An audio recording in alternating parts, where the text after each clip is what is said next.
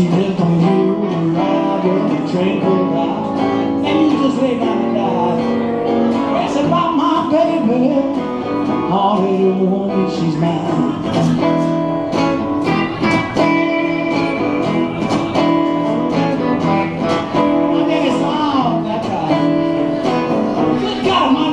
Paula, she's so tall.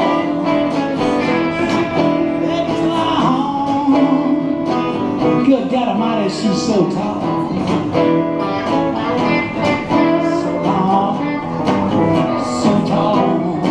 Right in the kitchen, yeah. She got long old feet out in the hall. It's about my baby. Hard-headed woman, she's mine. I love my baby.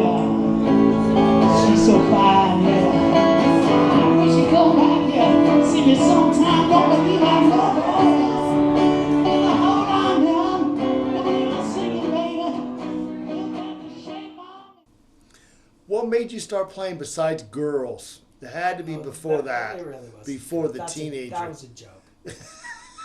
what really started me wanting to play was being, well, the Beatles on Ed Sullivan, obviously. Everybody wanted to be a musician after that. You got that right. Even me, I was 6 or 7 years old, and I remember thinking, that's the coolest thing ever, right? I think the big thing was I was 9 or 10 years old, somewhere close to that age. We used to have block parties in New York. Must have been even later than that. If Jimi Hendrix's album was just out, I remember, so 68, 69, somewhere around there. This band was playing at a block party on my street. They were playing Hey Joe, all those great songs from that first record. And I just looked at my mom and I said, oh, this is what I want to do. I could feel it. And, and it wasn't the guitar that got me at first, it was the bass. And it wasn't necessarily the bass player, it was the vibration in my chest. Like, what is this? What is internal this? Thing, yeah. Yeah, it just lit me up. And then my dad, he had an acoustic guitar. My dad was a failed musician. Every music instrument he tried to do, he didn't do well at. But he tried, right? And he had this old crappy Japanese guitar. It was a Kent acoustic guitar. And this is when Japan was making crappy instruments. They make great instruments now, but everything that came out of Japan was subpar. It's like early Chinese stuff, And it had a terrible action. And my brother had a friend named, I think his name was Kevin McCullough, so many years ago, and he said, this is how you tune a guitar. You tune the first string, then you hit the 5th fret, and you tune the 2nd string to that. But what I didn't realize is I kept on tuning up the low E string, and it kept on going higher and higher. Obviously, the action was creeping up, and eventually the neck popped off the guitar. And I don't think my dad knew I was even playing that guitar, and I eventually had to tell him, look, I just broke your guitar, I thought I was going to get in trouble, but I think that thing was heading for the dumpster anyway, right? But the next Christmas, they bought me a guitar. It was a Tesco, another Japanese guitar, Tesco electric guitar, and a little amp. It's about this big. It was plastic. And like everybody else, I learned the riffs, Satisfaction, whatever I could. And then I kind of started tiring of that guitar too, because it, once again, hurt my fingers really bad. And I don't know if you remember that. Well, you're not quite old enough, I don't think, but in the middle 60s, later 60s, the string gauges, they didn't have light electric guitar strings, right?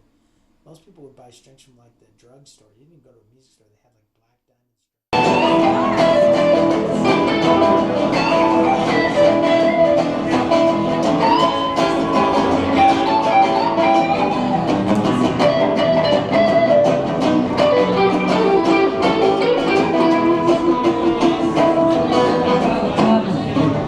liquor store, pay the number 444. I got a motor. Don't you know I'm all dressed up with no place to go? I got a woman to the right, I got a woman to the left of me. I got a woman all around me. Well, I ain't got you. Well, I ain't got you. Well, I ain't got you. Hey!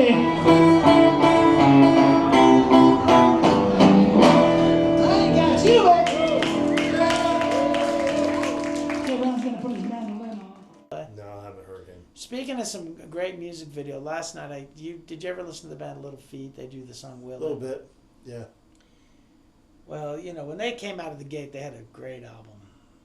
And by their third album, which was called Sailing Shoes, they were easily the best musicians in that kind of music in America, right? And so it's really hard to get some really good video of them, like what really happened in their band. Eventually, the guy, the leader of Little George, was a heroin addict.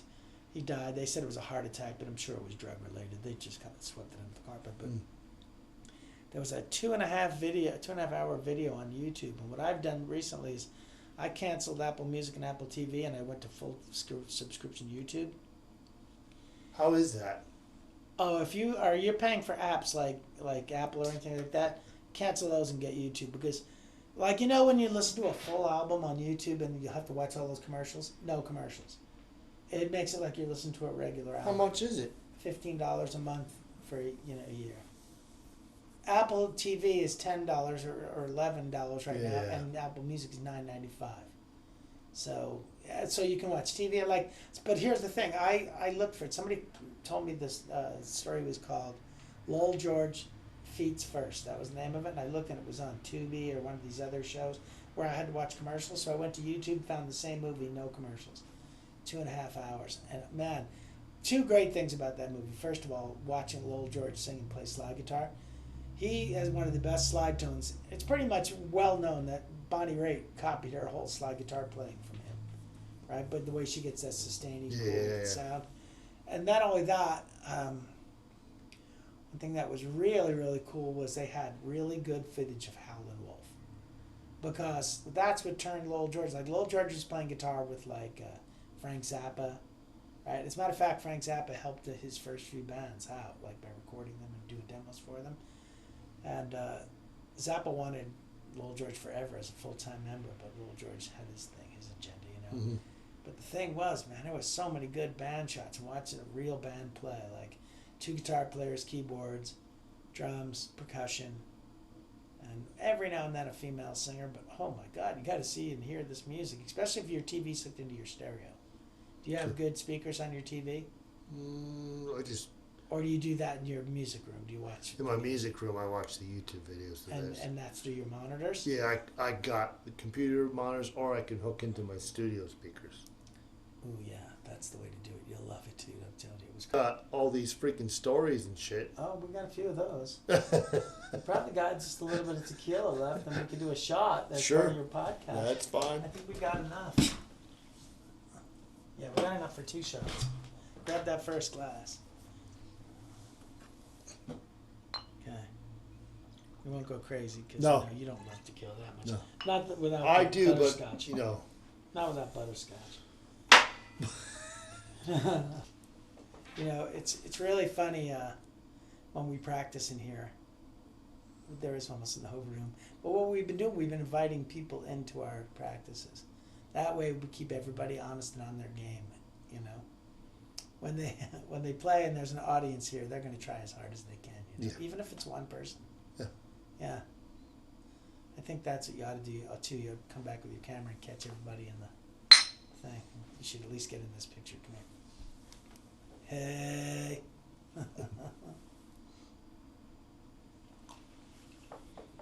That's not bad either. Tequila Especial. No, Tradicional. That's what it is. Tradicional. Huh. Normally bourbon's the house wine here. So yeah, we have 28 songs. We're 2 songs from getting 30. And when we go to Idaho, we're going to try and do our first gig without any opening act at all. We're going to try and do at least 2 sets, but maybe 3 sets. You know, in other words, like 9 songs a set. So is it a place that hosts original music? Yeah. As a matter of fact, they recommend you play original music at this place. It's called the Cotton Bunny. It's a little speakeasy. It's not that big of a place, and like the whole PA, we're just going to use this. Just like we rehearse. We're going to set up like we're in our rehearsal room. Hopefully we'll get enough people to, you know, make it fun. You know, last Saturday night show, I advertised very heavily for that one, right? I think I'm going to have to do the same thing for this, but try and get a crowd in Burley, Idaho. You ever played up there? No, I've done Lava. Where else?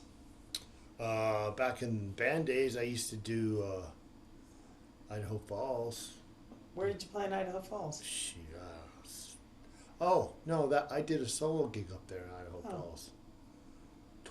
Was it Twin Falls? It was. I think it's further up north. It's one of those parks up there, with Easy Street. And that's about it. Two of our best friends moved up there. Vince Bellin, the cowboy that used to play slide guitar around here. Yeah. He's up there. And then also Troy Angus, our buddy that works on all the guitar amps. You met him. He came in here while you were recording. I think so, yeah. Yeah. Wouldn't we have burgers together with him once? I think we did. That's right. Over in Eden or... Yep.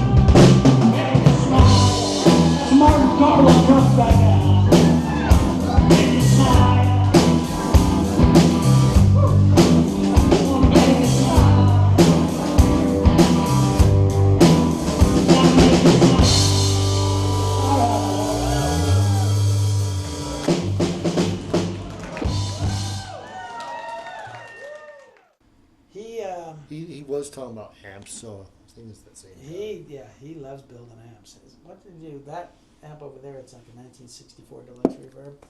That used to be Hal Holliday's amp. Which one?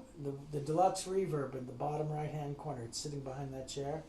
It's a 1964. It's one of the most rare Fender amps because it's from the very first production run. Well, he's letting the right person hold on to it. Well, what happened was, I'm not holding on to it. I bought it from him, and when I bought it from him, didn't work at all. Troy brought it back to life. Had a blown speaker. None of the tubes were worthy of putting in a guitar amp anymore. The reverb didn't work. We actually, the reverb tanks, for years they used a tank called Accutronics, but this is before that, and they had some other brand, but the people that used those same reverb tanks were like Hammond organs. So I think I cannibalized one out of a Hammond organ. And that's what's in that amp. But it's like in 1964, January, and that's when they first started building. You know, Fender started with tweed amps, then they went to blackface or brown amps, and then blackface, and then silverface, right? Like, there's a silverface right there on top, that vibro channel. So that is the very first era of blackface amps. Very rare. It sounds killer too. Every one of those amps has something magic. You know, every single one of them.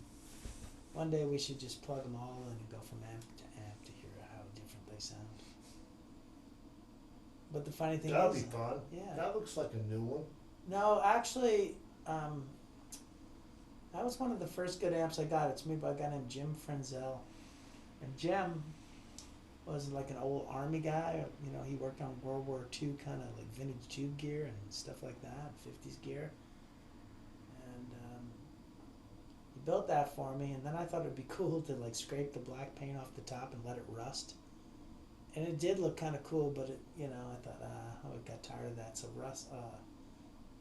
Ryan brought it to one of his clients, and the guy powder coated it again for me in black.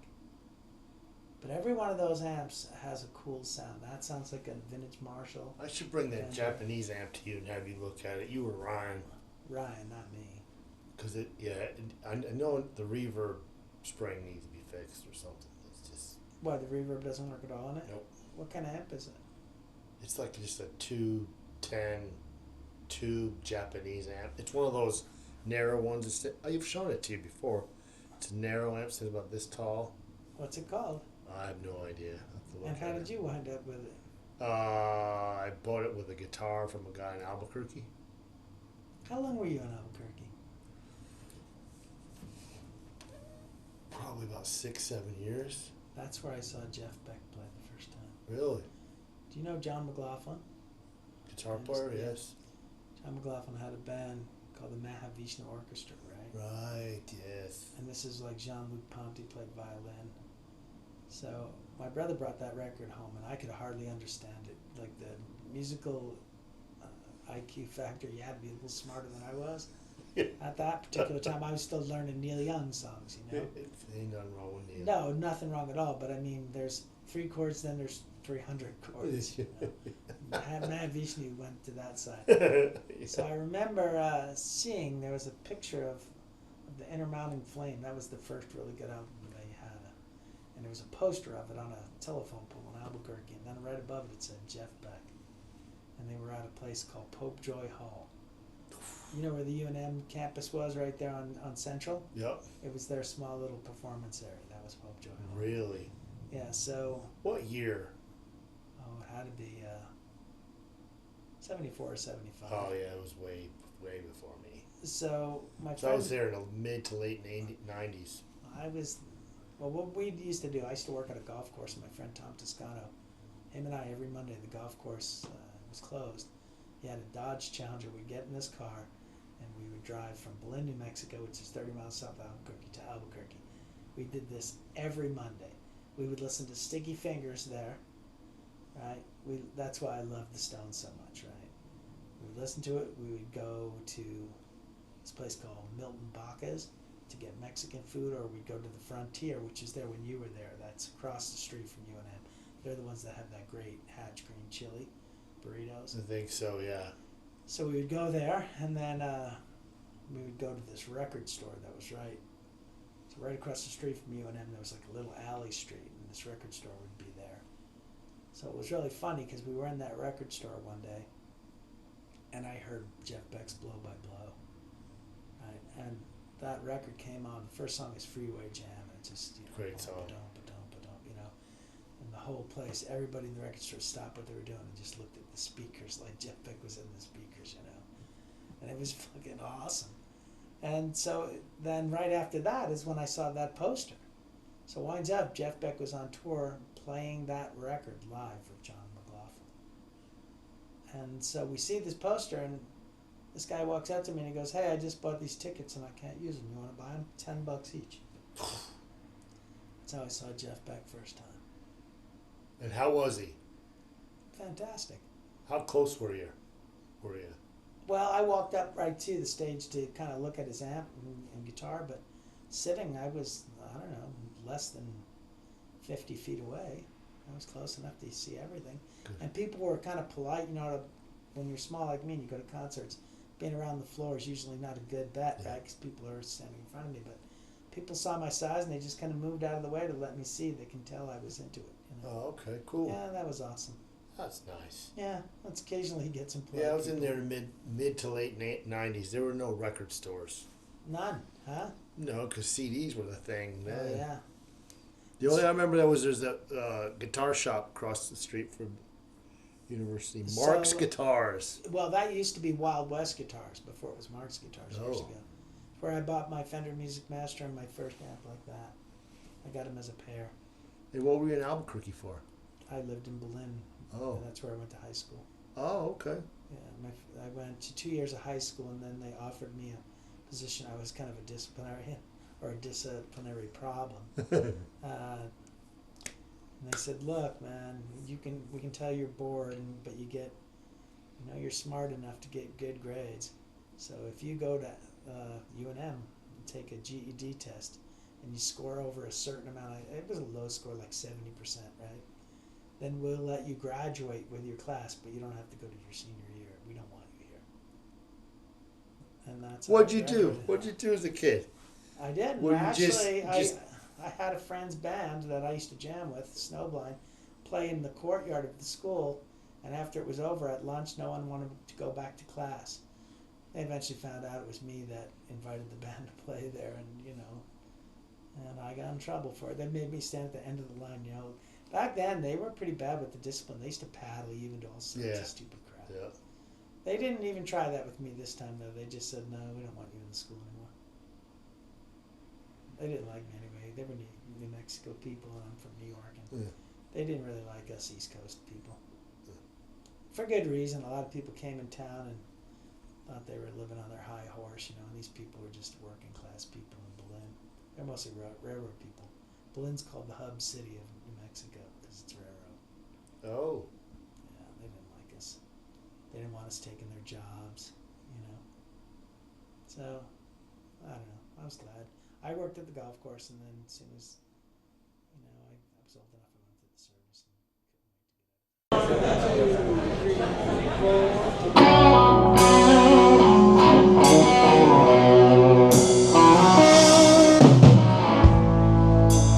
Sometimes I know that you think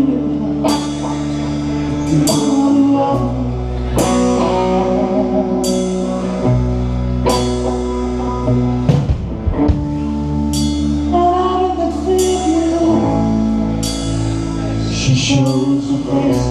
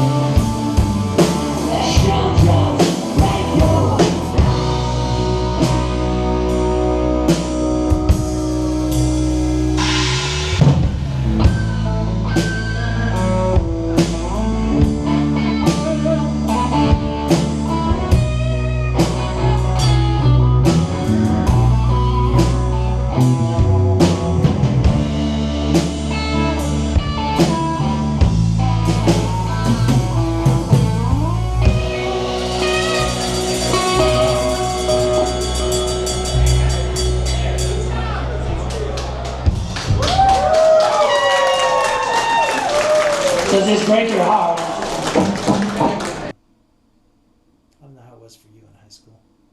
Shitty. Yeah. Oh God, yeah. You were also in an East Coast one-horse town, so what do you Yeah, it was. Yeah, I didn't, because I didn't know. I was just messed up in the head. So Yeah? yeah, I just didn't. I didn't know what I wanted to do. How good on guitar were you back then? I was decent. I tried to form a band. And, you know how teenagers are. Yeah. So I just learned chords. What was the first good song you learned that you thought, okay, I'm really on it now? What was it? You remember? Purple Rain. Oh, good song. But I learned the freaking hard ass chords and impressed my teacher so Did you much. learn all the solo? No, I couldn't solo at all back then, but I could play the hell out of those. There's some crazy ass chords in that song. Well, you got your music degree, right, from Yeah, but that wasn't Test until tape. later. Yeah. But what I'm saying is now, you know a little bit about music now. What's the hardest song you've ever learned? Beginning to end, solo and everything.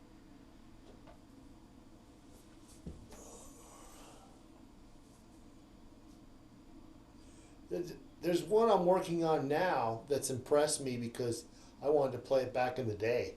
Oh, I do that all the time. Sometimes I'll try something. Because I give up couldn't. on it, and a little I said, later man, try I it." want to play this song, and I couldn't. What was it? And I'm learning it now, and I'm like just getting through the intro and the verse. 5150 by Van Halen. Oh yeah, well that's another.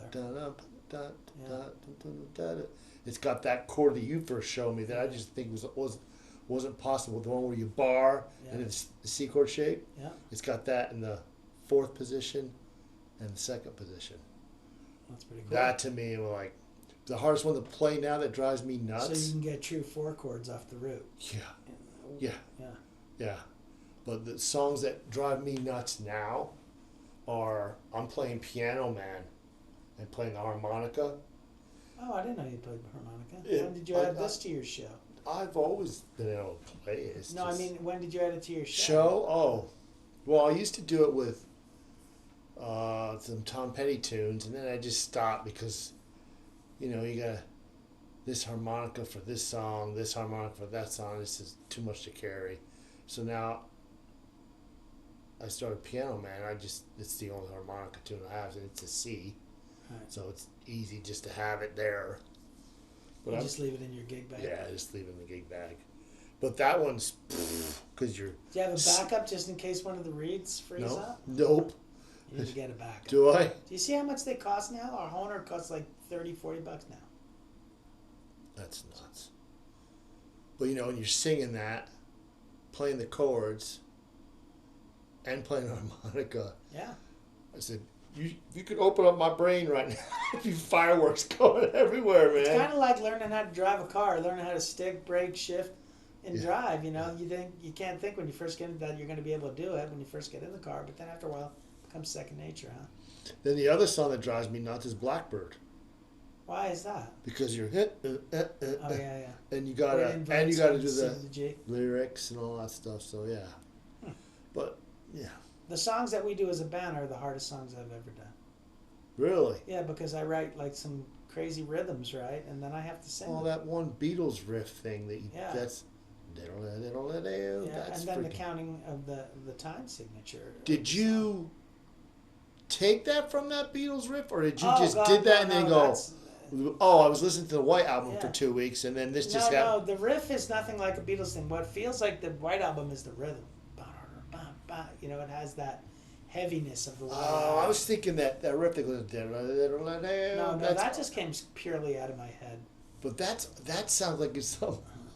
I hadn't heard the White Album in 10 years. Yeah, I I'll listened have to to. it. I'll have to listen to it if I find it. I'll let you No. know. It's I'm not like- saying you're ripping it Oh off. God, no! I'm Dude, not it saying- happens all the time. That but osmosis thing. it's. Come on, yeah. Yeah. Well, It's just- I always tell everybody you are what you listen to, Yeah. right? But the funny thing is a lot of times now what really works good is that I write a really hard rhythm part, and then Ryan will say, "Oh, I'll try that. I'll play it," And so we do one song where, I think it took him like a month before he started feeling it. And the funny thing is, we were on stage the other day, and we're just about ready to we're deciding what songs we have to cut. We only have like 15 minutes left, and we got like 30 minutes worth of music. And I was going to cut that song, And Ryan was so happy that he has it. Dan goes, no, don't. We have to do that song. It was pretty funny. I like that. And I go, Good. okay. And, you know, it really wasn't one of our best songs. And it wound up turning into be one of our best songs now. It's like, it's just got this cool feel. It has kind of a, you talk about like hearing a little bit of another song in something. Kind of has like a Black Crowes feel. And it's like, oh, that's cool. But, you know, we have like, we have Led Zeppelin feels. We have like Neil Young feels. We have all sorts of crazy Bases. Yeah, Faces and Stones, of course. They're the two big ones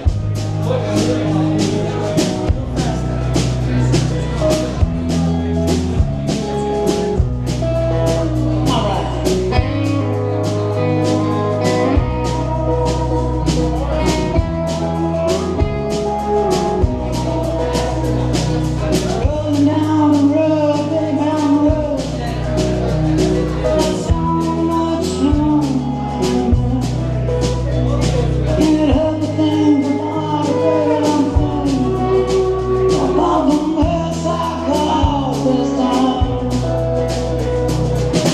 That's when it's gonna get the show.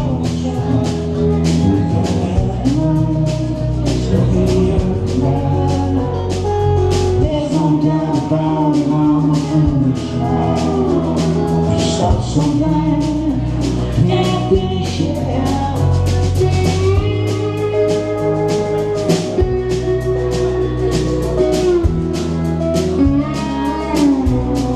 Been driving all night long and I'm tired.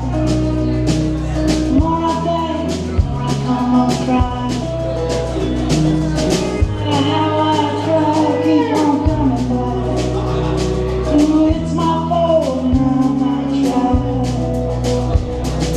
No doubt tomorrow's gonna get the show. There'll be a world. There's no doubt about it, I'm a fool. There's something I can't finish it.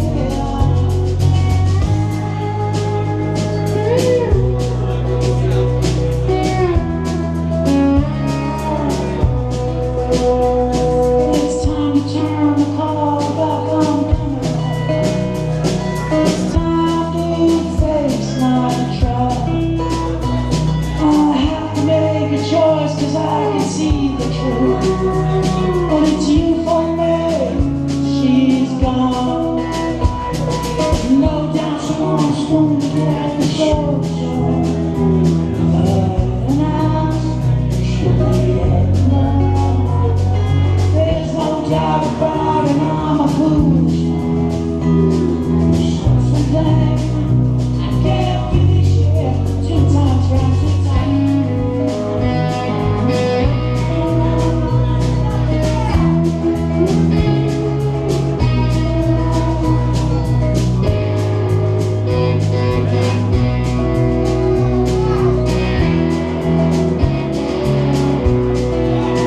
Rolling down the road, down the road. Got so much on my mind. Rolling down the road, down the road. Got so much on. Got so much on. Got so much on. Rolling down the road.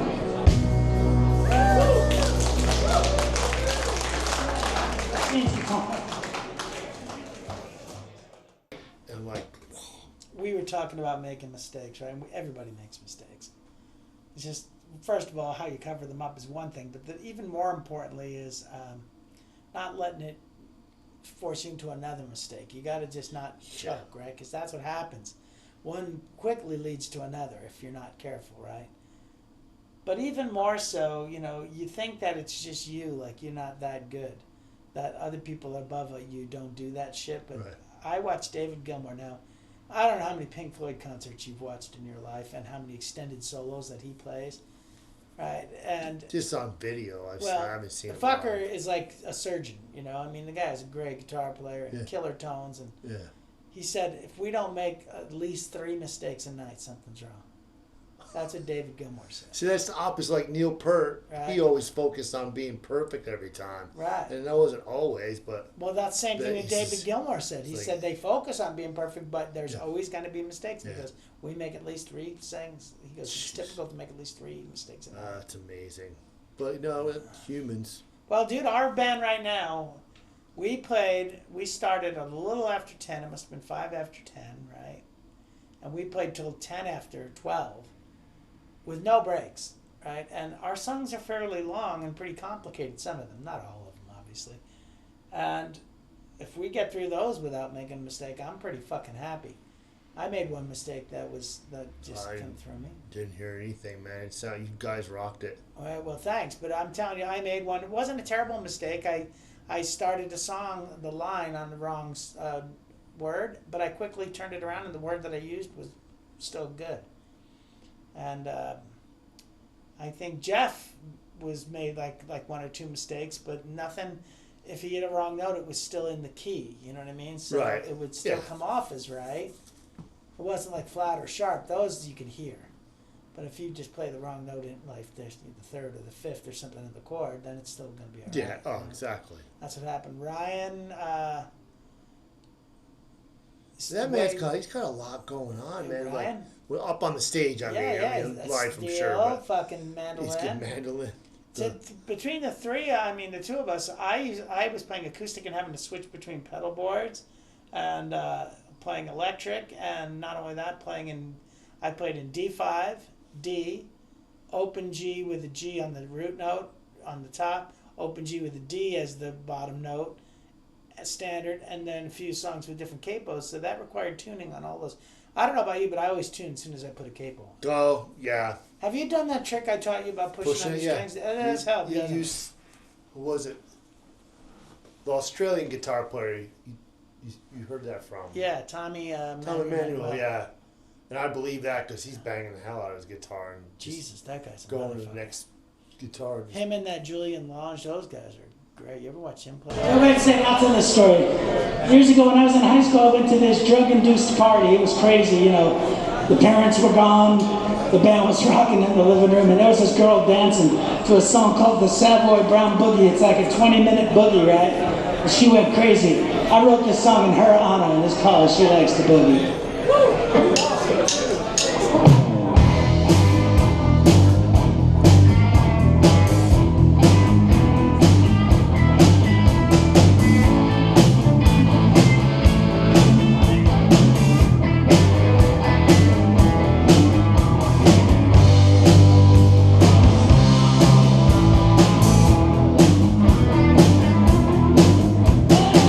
She got the hell down on the rock. She got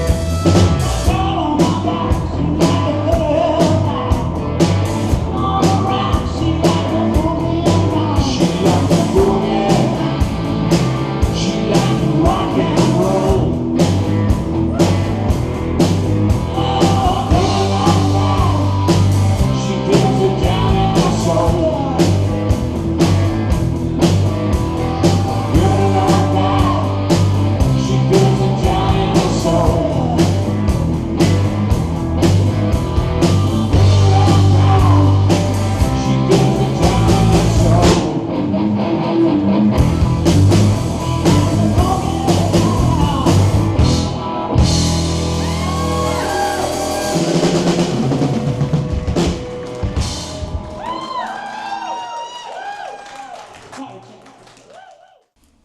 That song Liar that we played the other night that you heard on this tape, that's definitely got the Faces thing. And I play Zemaida's guitar, which no one else does, you know. Yeah. I remember seeing them the first time. That was in Albuquerque. Really? Yeah. Rod Stewart was, they had just lost their bass player, and they had this guy named Tetsu, a Japanese guy, and Tetsu. And he looked just like, and he had the same kind of like rooster kind of hairstyle that those guys had, like Ron Wood and Rod Stewart did back then.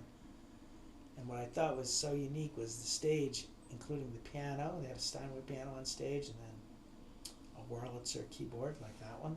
And the Wurlitzer and the Steinway were white. The Ampeg amps were white. The drum set was white. The stage was white.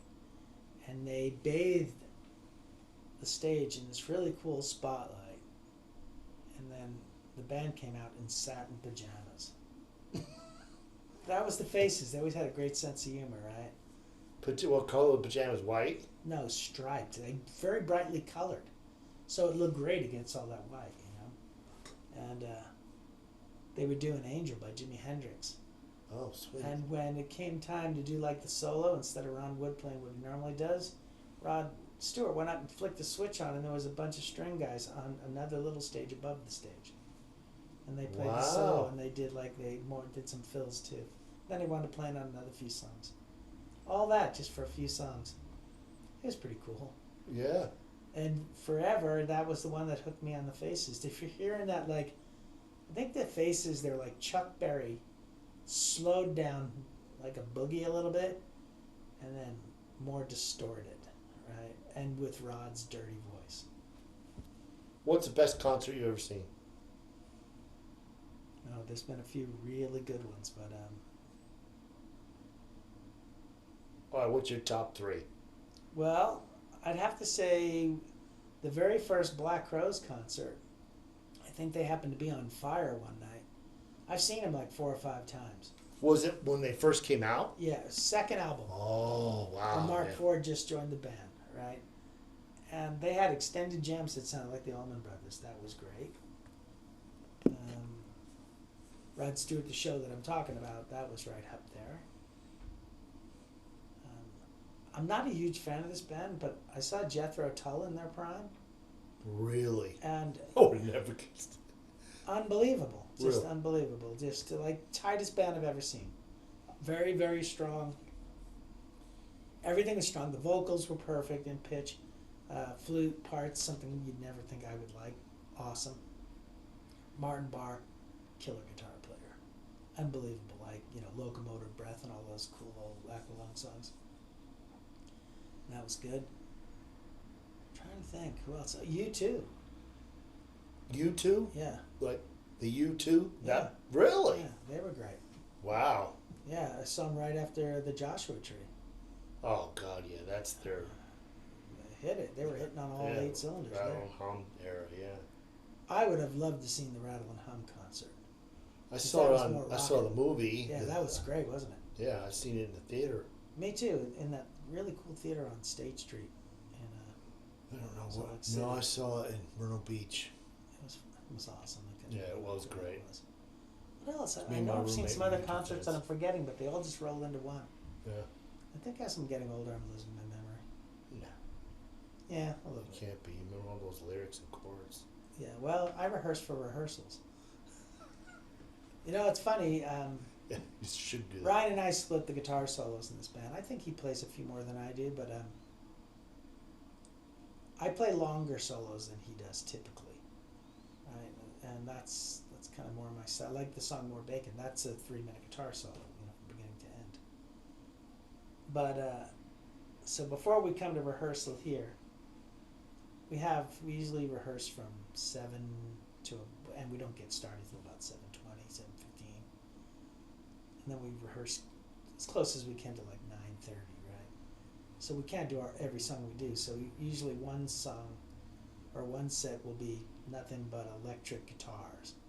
Then the next day we might do the lap steels and the mandolins. So on all the electric guitar songs, I rehearse all my solos before I get here. Because, you know, some people in the old days, you come to practice, you would learn stuff right in the rehearsal room. We don't do that. We expect you know what to do. We're just Yeah, that's the rehearsing our smart show. way. You're not wasting time.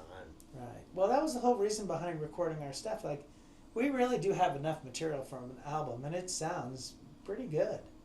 Like that one on the tape. There's enough on that tape. I could just turn that to a CD right now. But I don't know. I think I'd like to write one or two more bangers. You know. Yeah, I got a few more rock songs on stage. I noticed the first time we played without taking a break at all, you know, playing the original music was on Saturday night. And I figured that after about 40 minutes of it, we should have took a 10-minute break. I think just pounding people with 2.5 hours worth of original music, that's hard on their patience. I think you should give them a time to settle down, take a break. Yeah, probably. I can't say anything because I was exhausted Yeah. when I got there. Well, you know, I I had mean, a freaking long-ass day. besides that, we start at 10 o'clock. You know, and people our age, they don't usually stay up past 10 or 11, you know? It's because they're crawling in bed. It's not like they're 21 anymore. But the 21-year-olds, they were rocking. They loved it. Yeah. It's funny making connection with younger people. I was hoping that we didn't look like one of those old guy bands, you know? No. You guys rock. Yeah, well, I'm glad that we finally got it together. You know, the first few shows we did, I felt like we were just trying to get through the songs, you know. Now we're like perfecting them, you know. And not only perfecting them, actually almost the opposite. We're relaxing. And if something happens in the song, like maybe a little detour, mistake, whatever you want to call it, like embracing it and kind of going with it, you know. But the only way to get away with that is you have to really know the songs. Yeah. And you have to have confidence in the other people, you know. Our first drummer, I didn't get that with him because we didn't have enough time with him, you know. But this drummer, he's amazing, Mark. Like, he listens in rehearsals, right? And we're trying to do this thing where we play the songs the way we record them. Right? Every now and then we'll veer from it, but not very far, right? But Martin listens to me and Ryan and Jeff, and he knows everybody's parts. He's got quite a music intellect. He had like, I don't know, 8 to 10 years of piano training before he ever started playing drums, I think. Wow. And he's picked up other, and I think he took guitar lessons. I mean, you know, he's just a multi-instrumentalist. And now he's singing, but the thing that he does is he listens to us, and when he knows we're going to start our solo, he does a fill. That's the whole reason that fill is there is to open up the band into the solo. He's getting really good at that. 2 or 3 times last Saturday night, he made me spin my head around. Like, oh, that was awesome, you know. And it's not good sometimes because I'm so into like what I'm trying to do. Because once again, I'm singing these parts, I'm playing pretty complicated guitar parts, and then, you know, I got to be focusing. You know, then I hear some great thing, and I laugh, and I think, oh my God, I hope I didn't blow the next line, or I hope I don't. You know. No, you guys did good. Well, let's see if we can maintain that. But the big thing is once again, you asked me how many times we play, and we don't really play that much. And the reason being is because a long time ago, somebody told me if you play too much as a band, as a local band, then how are you going to ask people to pay a higher cover charge when you're playing in concert? You know. Did you get the door there? At Brisky's? Yeah. No, we. You got to set them out. Yeah. Shoot, I thought the door was going to you. No, the door though probably more than covers us. You know, we do fairly well there. Once again, that's BJ, and he takes care of me. He just Yeah. Well, that's good to have a friend. Yeah. You know, it's amazing. Once again, he's so talented. We get to hang out. I like going over to his studio. Sometimes, you know, I get tired of recording in my own room because I do it so much. And then he has all different equipment, right? And then I teach him things. Like, he has all the proper training, but I have all the ways of learning, you know, the sneaky ways from having bad equipment and learning how to beat a crappy room. So I'm pretty good at, like, placing mics in good spots and cheating noise, you know. It's pretty fun. But I think we should probably do a record together. No, I really like that song I played for you earlier that he wrote. I heard it and I just called him right back and I said, dude, What's up with that? I'm going to write some lyrics. Yeah, I think he thought I was kidding, you know. But then, you know, a few hours later, I sent him an email. Here's your song. That's amazing.